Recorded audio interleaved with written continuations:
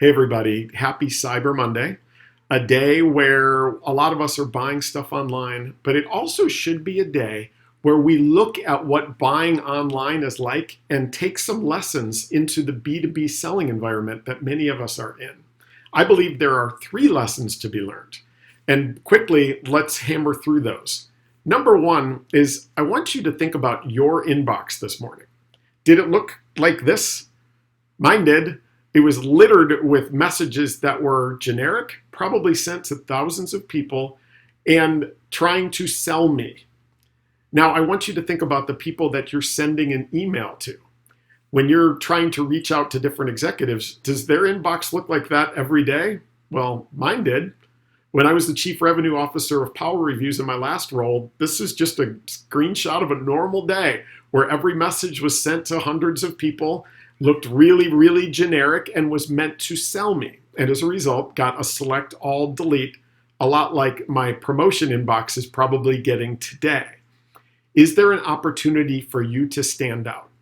I would argue that just by being personalized and creating value for that person that you're sending the message to, you will stand out like a beacon in the night in the executive white noise filled email inbox. So start with that. Start with thinking about what your inbox looks like today and empathize with the executive inbox that looks like that every single day, and look for ways to stand out by being personalized and valuable. All right, lesson number two to take from your online purchasing experience today is to just think about the way that you interact with negative reviews when you're making a purchase, right? We're all looking at reviews before we buy something that we haven't bought before that's of medium to high consideration. And most of us are going to the negative reviews first. We're reading the 4s, 3s, 2s, and 1s. And that's because our buying brains, whether it's yours or your potential B2B buyers, are wired to predict what our experience is going to be like with a product or service. And we're wired subconsciously to know that perfection does not exist. So are you presenting your products and services as a perfect 5-star product? If you are, you're driving those buyers to do more homework on their own.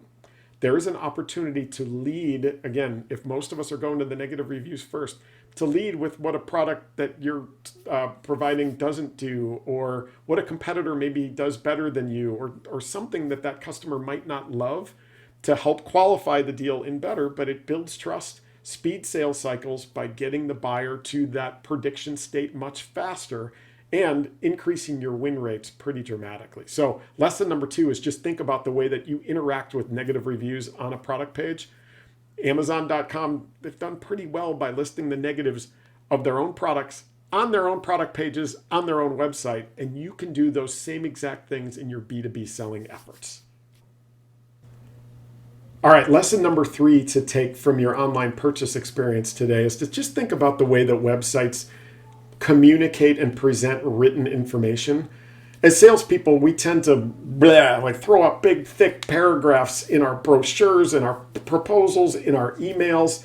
Well, you notice online that they don't communicate that way. For example, when you go to Best Buy and you're looking at the Instant Pot, which I highly recommend, you'll see that every sentence is just a sentence. There are no paragraphs.